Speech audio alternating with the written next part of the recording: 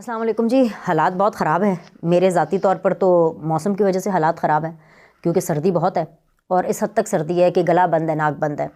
मतलब फिर भी लेकिन हमें बोलना पड़ता है, हमारा तो काम ही है बोलने का। जो शानदा के ऊपर हमारी आजकल शब व रोज़ गुजर रहे हैं, सो मैं उम्मीद करती हूँ कि आप मुझे जो शानदा एंजॉय करने देंगे इस वीडियो के अंदर, और आप अपनी अपनी गर्म कप की चाय एंजॉय करेंगे। या फिर अगर कुछ लोग जो चाय या कॉफ़ी लवर्स नहीं होते वो गर्म पानी से गुजारा करें। बस यही है, आजकल तो पाकिस्तान के अंदर सर्दी इसी तरह कटती है और कैसे कटती है। जो बिल्कुल न्यूली कंस्ट्रक्टेड हाउसेस में रहते हैं या शिफ्ट होने वाले हैं तो उनको शायद सेंट्रल हीटिंग की फैसिलिटी मिले, लेकिन मेरे पास तो वैसे सेंट्रल हीटिंग की फैसिलिटी नहीं है। जो थोड़ी बहुत हीटिंग अब अपने इन्वर्टर से कर लेते हैं या जो थोड़ी बहुत गैस आ जाती है उससे हम गैस हीटिंग चला लेते हैं, लेकिन उससे ना मेरा गुजारा हो नहीं रहा। मतलब टू बी ऑनेस्ट मेरा नहीं गुजारा हो रहा, और इसीलिए ये ज़रा सी सर्दी क्या पड़नी शुरू हुई। गला, नाक, सर, हर चीज़ बंद है। सो ख़बरों पर मेरी नज़र है, पर ख़बरों पर बिल्कुल नज़र है। ये तो मेरा थोड़ा पर्सनल हाल वाल था। 6 डिग्रीज़ है टेम्परेचर यहाँ पे, और मेरे लिए 6 डिग्रीज़ भी बहुत ज़्यादा। मैं उस कौम में से शामिल हूँ कि जो कि सर्दियों में उनका बस चले तो घर से ही बाहर ना निकले। मैं तो वेकेशंस भी सर्दियों में कभी नहीं करती। मेरे बहन भाई बुलाते रहते हैं मुझे नवंबर, दिसंबर, जनवरी में, आ जाओ हमारे पास, आ जाओ। लंदन में आपको पता है वो रहते हैं, आ जाओ, बड़ी सेल्स लगती है, बड़ी शॉपिंग होगी, छुट्टियों का सीज़न है, बड़ा मज़ा आता है। तो मैं कहती हूँ भाई मेरे जोड़े हुए हाथ देख लो, मैं इतनी बर्फ़बारी में सर्दी में नहीं आ रही भाई। हम गर्मी के परिंदे हैं, गर्मी के लोग हैं, हम गर्मी के गरीब लोग हैं भाई। मुझे गर्मी का मौसम और बस ठीक है, पसीने पसूने, हमें ये सब समझ में आता है, सर्दियाँ नहीं समझ में आती। मुझे नहीं पता, आप वैसे इसके ऊपर भी ज़रा नीचे कमेंट कर दें कि आप में से कितने कितने लोग सर्दियों को एंजॉय करते हैं और मज़ा करते हैं, और कितने लोग जो हैं वो मेरी तरह समर्स को एंजॉय करते हैं और तभी घूमना फिरना भी करते हैं और काम भी अच्छे से करते हैं। एनीवेज खैर, ये तो एक थोड़ी सी पर्सनल अपडेट थी। 6 डिग्रीज़ को देख करके मुझे आया कि थोड़ा मौसम का हवाल भी बता देना चाहिए। कम ऑन, मौसम का हवाल भी तो खबरों का ही हिस्सा है ना। अच्छा, ये तो मेरे पर्सनल हालात थे, एंड आई एम श्योर जिस तरह के मेरे पर्सनल हालात हैं मोस्टली आप लोगों के भी ऐसे ही होंगे, क्योंकि जो हार्ड कोर पाकिस्तानी है ना, जिनकी जम्मन पल्लन पैदाइश पाकिस्तान की है, दुनिया के जिस भी कोने में चले जाएं उनका सर्दियों में यही आलम होता है जो हमारा हो रहा है कि जो शांदे पिए, गर्म पानी पिए, चाय पिए, कॉफ़ी पिए, और इसी तरह आपने अपनी सर्दियाँ गुजारनी है। लेकिन अगर मैं आपको पाकिस्तान के हालात की बात करूं तो बहुत अहम दौर का आगाज़ होने वाला है। आज छुट्टी के दिन भी मैं आपसे इसीलिए मुखातिब हूं, मतलब मेरी तो छुट्टी है ना, मतलब आप 5 दिन 4 दिन आप शो कर रहे हैं, फिर आप 2 दफ़ा व्लॉगिंग कर रहे हैं, तो कम से कम हफ्ते में वीकेंड तो आपको चाहिए ना कि आप ऑफ़ करें। लेकिन पाकिस्तान के हालात ऐसे हैं कि मुझे लगता है कि ऑफ़ क्या, वीकेंड क्या ऑफ़ है। मुझे लगता है कि हमें तो ख़बरों से बिल्कुल ऑफ़ नहीं होना चाहिए। पाकिस्तान के जो हालात हैं वो एक फ़ैसला कुन मोड़ में, फ़ैसला कुन मरहले में एंटर होने वाले हैं, और इसका आगाज़ अब कल यानी मंडे फर्स्ट वर्किंग डे होगा, और उससे जो है इसका आगाज़ होने वाला है। इसके अलावा अगर मैं पीटीआई की बात करूँ तो रगड़ा रगड़ा रगड़ा ये लफ्ज़ आपने सुन लेना है, और ये नहीं कि कोई जान के रगड़ा लगना, नहीं, कोई जान के रगड़ा नहीं निकलना। इनका मामला ये है कि इनके कुछ इस तरह के मामलात हैं जिनके ऊपर फाइनल डिसीजन आनी है, और ये इनके लिए वक्त का मुकाबला सख्त वाली सूरत हाल है और मुश्किल डिसीजंस आने वाली हैं, क्योंकि जो अभी इस हफ्ते में अगले 7 दिन में जो डिसीजंस आएंगी वो पाकिस्तान के नियर फ्यूचर को डिसाइड करेंगे। क्योंकि ज़्यादा पता इलेक्शंस हैं, इलेक्शंस के बाद जो भी हुकूमत बनेगी 4-5 साल आगे तो यही सिस्टम रहने वाला है, और जिस तरह की हुकूमत बनेगी उसी हवाले से फिर आपको पता चलेगा कि जी आगे बाकी पॉलिटिकल पार्टीज़ और बाकी आवाम और बाकी जो दीगर लोग हैं उनके लिए क्या इसके प्रॉज एंड कॉन्स हो सकते हैं। तो उसी के बेस के ऊपर मैंने ये वीडियो जो है छोटी सी मुरतब की। ज़रा पी लूँ एक घूंट, ज़रा बोलने में और आसानी हो जाएगी। अच्छा,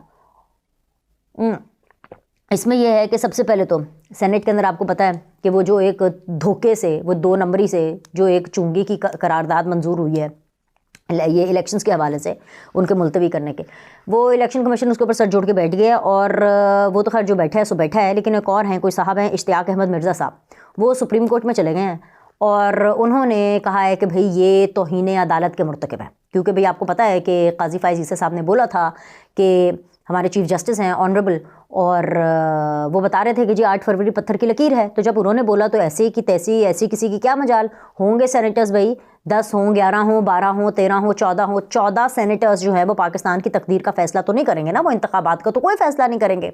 सो और 104 का ऐवान हो, मतलब ये तो आधे भी नहीं बनते, ये तो क्वार्टर भी नहीं बनते, आटे में नमक के बराबर। और हमेशा मैंने देखा है कि कुछ भी हालात ख़राब करने हो ना, या आटे के नमक में बराबर जो लोग होते हैं ना, यही अपनी ठरक निकालने के चक्कर में ना पाकिस्तान के हालात ख़राब करते हैं अपने so called whatsoever agendas they have which is actually good for nothing. Anyways, तो भाई ये जो तौहीन अदालत के लिए उन्होंने कर दिया है कि भाई ये सुप्रीम कोर्ट अब इसको देखे कि किस तरह से ये कुछ लॉन्डो ने जो है शरारत की है और उसके बाद ये सूरत हाल हो गई है, तो वो केस इसी हफ्ते इसकी सुनवाई होनी है, इसी हफ्ते, राइट। ये जो मंडे से इसका आगाज़ हो रहा है, नंबर 1। नंबर 2, पाकिस्तान तहरीक इंसाफ की जो वो पिटिशन है कि जी ये कंटेम्प्ट ऑफ कोर्ट है, कौन सी वाली? वो लेवल प्लेइंग फील्ड वाली। कौन सी लेवल प्लेइंग फील्ड वाली? फिर से मुझे आपको बार बार याद कराना पड़ता है कि वो लेवल प्लेइंग फील्ड वाली कि जब 3 रुकनी सुप्रीम कोर्ट का बेंच बैठा था, जिसने इमरान खान साहब को और शाह महमूद कुरैशी को साइफर वाले मामले के अंदर ज़मानत दी थी, और लेकिन वो ज़मानत नहीं हुई थी, लेकिन तब बात फिर जो है लेवल प्लेइंग फील्ड तक जा पहुँची। फिर इंस्ट्रक्शंस दी गई कि जी इलेक्शन कमीशन और ये रिजर्वेशंस दूर करे पाकिस्तान तहरीक इंसाफ के, और फिर उसको जब इलेक्शन कमीशन के साथ बात भी हुई, सब कुछ हुआ, लेकिन उसके बावजूद भी पाकिस्तान तहरीक इंसाफ ने अपना रोना रोया।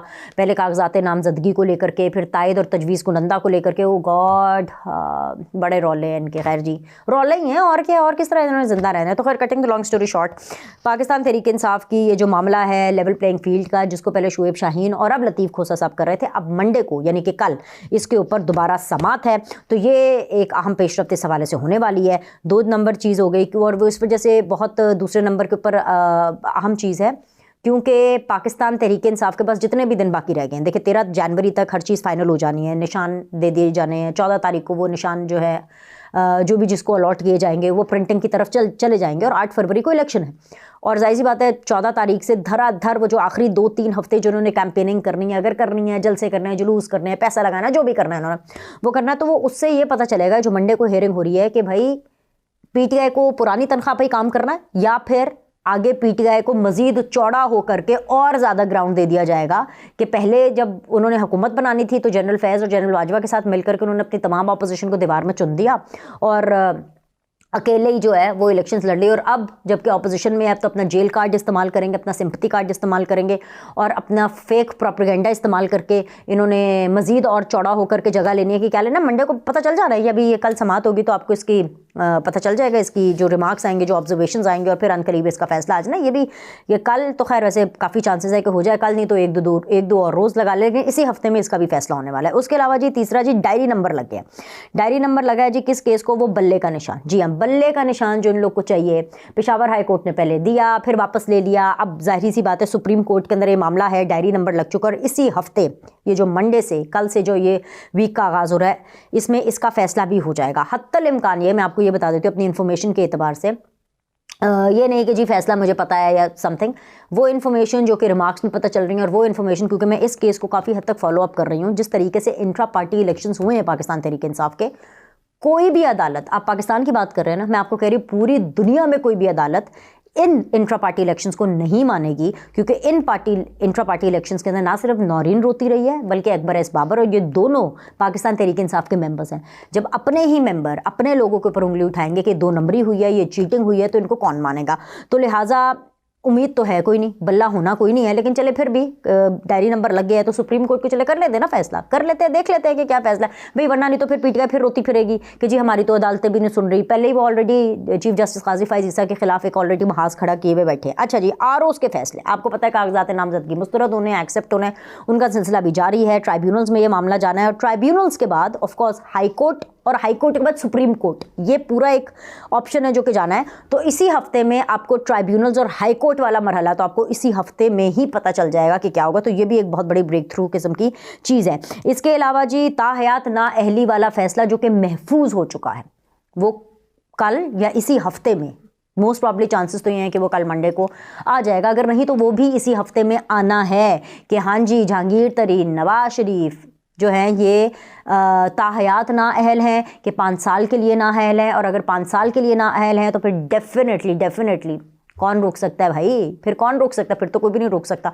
सो द पॉइंट इज कि this case is also very very important. And then वो बानी चेयरमैन वाला जो मामला है कि जी वो पीटीआई के चेयरमैन बन सकते हैं नहीं बन सकते, उनको रखना है चेयरमैन, उसको भी सुप्रीम कोर्ट में चलाना है, क्योंकि पहले ये इस्लामाबाद हाई कोर्ट गए थे और इस्लामाबाद हाई कोर्ट से भी इनकी कोई सुनवाई नहीं हुई, तो अब ये भी मामला सुप्रीम कोर्ट में, और इसकी भी डिसीजन इसी हफ्ते में आनी है। अल्लाह, मतलब 6 बड़ी डिसीजंस। अब मुझे आप बताएं कि अगले 7 दिन अहम हैं कि नहीं हैं? मानेंगे कि नहीं मानेंगे? तो आपने अगले 7 दिन हर खबर पर नज़र रखनी है।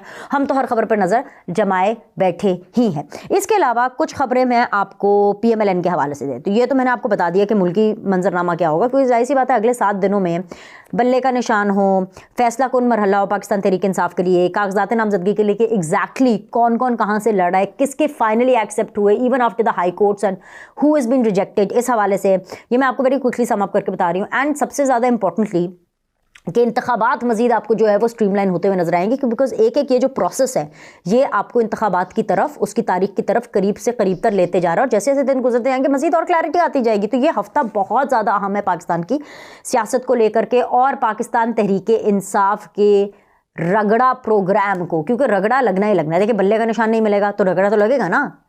आप क्या समझते हैं कि या नहीं लगेगा? जो कागजात नामजदगी हैं अगर वो ट्राइब्यूनल से या हाई कोर्ट से और उसके बाद सुप्रीम कोर्ट से भी अगर नहीं माने जाते, और असल में मामला ये है कि वक्त भी तो कम है ना, वक्त भी कम है। 13 जनवरी को ये हर चीज़ मुकम्मल कंप्लीट होनी है। पाकिस्तान तहरीक इंसाफ के लोग अगर उनके जो उम्मीदवार हैं अगर हर एक को अलग अलग निशान मिलेगा, कोई एक कॉमन निशान पर इलेक्शन नहीं लड़ेगा, तो बताइए रगड़ा है कि नहीं है? ये रगड़ा तो है। तो इनमें अपनी अपनी इनकी कारस्तानी है ना। किसने बोला था कि इंट्रा पार्टी इलेक्शन 2 नंबरी से लगाएं? इन्होंने इंट्रा पार्टी इलेक्शन को भी पाकिस्तान का इलेक्शन समझ लिया था कि जनरल बाजवा और जनरल फैज आके इनको हेल्प आउट करेंगे। भाई मतलब कोई काम तो ठीक कर लें, कोई तो ठीक कर लें। और अगर ये करना था तो अपने तमाम मेंबर्स को तो एतमाद में लेते। अब नवाज शरीफ हों, शहबाज शरीफ हों, बिलावल हों, आसिफ अली जरदारी हों, उनकी पार्टीज़ में भी ऐसे इलेक्शन होते हैं। लेकिन आज तक कभी किसी ने उठकर एतराज़ किया कि नहीं जी मैं शहबाज शरीफ को अपना प्रेसिडेंट नहीं मानता? सवाल ही पैदा नहीं होता। माने ना माने, लेकिन कोई इस तरह से आकर एतराज़ नहीं करता। तो जब अपने लोग ये एतराज़ करेंगे तो फिर कौन सी अदालत माने? मुझे नहीं लगता कि कोई इस किस्म का रिलीफ है। ये बहुत फुल टाइम रगड़ा प्रोग्राम है पाकिस्तान तहरीक इंसाफ का, और इसके लिए आई एम श्योर इनको तैयार होना चाहिए। एनीवेज जी, कुछ टिकटों के हवाले से मैंने आपको अपडेट देनी है। टिकटों के हवाले से ये अपडेट है कि जी लाहौर के 14 हलकों का अहवाल तो मैंने आपको बता दिया था कि क्या है। अब मैं ज़रा आपको मजमूई तौर पर अगर पंजाब के बाकी हलकों की बात कर लूँ ना, तो मैं आपको उसकी बता देती हूँ कि पाकिस्तान तहरीक इंसाफ के जितने भी आप उनसे कहें ना बागी थे, उन तमाम बागियों को नून लीग ने गोद ले लिया है। मतलब वैसे पहले गोद ले लिया था, लेकिन अब जो हमें लेटेस्ट अपडेट आई है कुछ हलकों के एतबार से कुछ नाम हमें क्लियर हुए हैं, और ये भी इसी हफ्ते में इनकी मजीद क्लैरिटी क्या हो जाएगी कि अनाउंसमेंट हो जाएगी। ठीक है, जो मुझे इतलात मिली है वो मैं आपके सामने रख देती हूँ। और कल पीर है, पीर मंगल तक जो है इनकी भी अनाउंसमेंट हो जानी है। तो इसी हफ्ते में ये बड़ी अनाउंसमेंट्स भी होंगी। बहुत से पाकिस्तान मुस्लिम लीग नून के ऐसे पुराने लोग हैं, कारकुन हैं, टिकट होल्डर्स होने चाहिए थे जो कि नहीं हैं। और PMLN के अंदर भी इस हवाले से एक फड्डा प्रोग्राम आपको नज़र आने वाला है। मैं आपको पहले बता देती हूँ, राजा रियाज को एडजस्ट किया जा रहा है, और जो राना एहसान अफजल खान साहब हैं उनके वालिद साहब भी आपको पता है मरहूम जो हैं वो एहसान अफजल साहब जो हैं वो पॉलिटिक्स में थे, नून लीग के बड़े देरीना मतलब उनके कारकुन थे, टिकट होल्डर भी रहे हैं। बट मामला ये है कि राना एहसान साहब को जो है ना वो इग्नोर किया जा रहा है, और राजा रियाज साहब को उनकी जगह पे टिकट दी जाएगी। अब राजा रियाज साहब को क्यों दी जाएगी तो आप सबको पता है ना कि ऑफ कोर्स वो मुनहरफ थे PTI के, वहाँ से उन्होंने इनको सपोर्ट किया नून लीग को, एंड दैट्स वाई। इसके अलावा जी राजा रियाज साहब वैसे भी बड़े इंपॉर्टेंट आदमी है, गैब कैर में उनको होता है जो उन्होंने बोला उस लिहाज से आपको पता है आगे चीज़ें हुई, चाहे वो निगरान वज़ीर आज़म हो या चाहे वो आगे निगरान सेटअप के बारे में पूरी बातचीत हो। तो आपको पता है ये गैब के जो इल्म वाले लोग हैं ये वैसे नून लीग को बड़े पसंद आते हैं, आजकल तो वैसे भी इनको बड़े पसंद आते हैं। तो भाई इनको कंसिडर किया जा रहा है। मैं ये समझती हूँ कि अगर ऐसा हो रहा है ये राना एहसान साहब के साथ ज़्यादती है, नंबर 1। ये मैं अपना टेक भी साथ साथ आपको बताती जा रही हूँ, इसकी अनाउंसमेंट आपको जल्द हो जाएगी। तलाल चौधरी की सीट के ऊपर बड़ा फड्डा पड़ा हुआ था, क्योंकि जी वो शेर वसेर हैं, जाहिर सी बात है वो जो हैं पहले PTI में थे, अब इस दफ़ा उन्होंने नून लीग पे लड़ना है। तो Talal Chaudhry is out and PTI के जो बागी हैं he is in, Sher Waseem is in. And उसका प्रॉब्लम ये है कि अगेन तलाल चौधरी ने ना सिर्फ डिस्क्वालिफिकेशन से ही बल्कि बहुत अरसा वो सियासत से बाहर भी रहे, और बड़ा उनको अछूत किस्म के तौर पर ट्रीट किया जा रहा था PMLN के अंदर। क्योंकि ज़ाहिर सी बात है जब आपके पास टिकट ना हो, जब आपके पास हल्का ना हो, जब आपके पास आपको पता हो कि जी आप डिस्क्वालीफाइड हैं, तो शुरू में तो आप बहुत अच्छे लगते हैं। मियाँ साहब उनके बारे में जलसों में, उनके बारे में, दानियाल अजीज़ के बारे में, एक को दाएँ खड़ा करके एक को बाएँ खड़ा करके नवाज शरीफ साहब यही कहा करते थे कि ये अवाम ने आपका फैसला सुनाया जब डिस्क्वालिफिकेशन हुई। लेकिन नवाज शरीफ का जो फैसला है, जो नून लीग का फैसला है आज की तारीख में, वो ये है कि जी तलाल चौधरी को अभी टिकट नहीं मिल रहा। आई एम श्योर कि वो देना चाहते होंगे, लेकिन वो इसलिए नहीं दे रहे क्योंकि उन्होंने वादे किसी और से किए हैं, और जिनसे वादे किए हैं वादे तो निभा करने चाहिए ना। तो लिहाजा जी तलाल चौधरी आउट है, राजा रियाज इन है, शेर वसीर इन है। इसके अलावा जी फवाद चौधरी के जो कज़न हैं फ़खर अल्ताफ़ का फ़ारूक अल्ताफ़ का आपने बहुत ज़्यादा नाम सुना होगा, वो जो साहब है ना जी, उनको टिकट दिया जा रहा है नून लीग की तरफ से।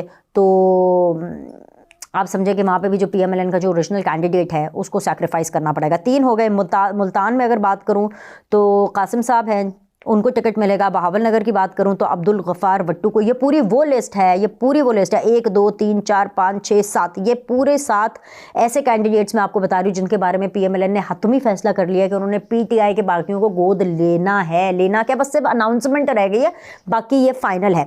बहावल नगर से अब्दुल गफ़ार भट्टू साहब है, बहावलपुर से समीउल हसन गिलानी साहब हैं, DG खान से रियाज मज़ारी साहब हैं, भक्कर से अफजल ढांडला, शायद मैं उनका नाम सही ले रही हूँ, रहीम यार खान से जो है वो मुबीन अहमद है, और मुजफ्फरगढ़ से आमिर गुबांग है। ये वो तमाम लोग हैं जिनको PMLN ने गोद ले लिया है। तो PMLN काफ़ी हद तक बागियों से भर चुकी है। 1 2 3 4 5 6 7 8 9 10 मैंने आपको ऐसे कैंडिडेट्स बताए हैं जिनकी अनाउंसमेंट आपको इसी हफ्ते में, बल्कि अगले 40-48 घंटों में आपको मिलती भी नजर आएगी। तो भाई ये बहुत इंपॉर्टेंट चीज़ें। हाँ, इसके अलावा मैं एक और आपको अपडेट दे दूं, रुहेल असगर साहब डन हो गए हैं 1-1 से, ये जो NA है, और इनका बिल्कुल पक्का हो गया है। यहाँ से मैं आपको बता रही हूँ ये बिल्कुल पक्का हो गया, और वहाँ से अता तारड़ साहब बिल्कुल पक्के हो गए हैं अगेंस्ट बिलावल एंड लतीफ़ खोसा ऑन चौधरी। तो इन 2 के ऊपर भी बिल्कुल कंफर्मेशन आ चुकी है। ये मैंने इस हवाले से एक अलग से वीडियो की थी, आप वो जाके देख भी सकते हैं। अब इन दोनों हल्कों के ऊपर से मजीद फर्दर और जो है वो कंफर्मेशन आ गई, तो मैंने कहा ये भी मैं शामिल कर देती हूँ। एनीवेज, और मैंने बहुत सी आपके साथ बातें करनी है, क्योंकि पाकिस्तान तहरीक इंसाफ ने भी कुछ लोगों से अपनी जान छुड़ाई है। वो कौन से लोग हैं उसके लिए आपको अगली वीडियो देखनी पड़ेगी। अभी के लिए लाइक करें, सब्सक्राइब करें। आपसे अगली वीडियो में मिलते हैं।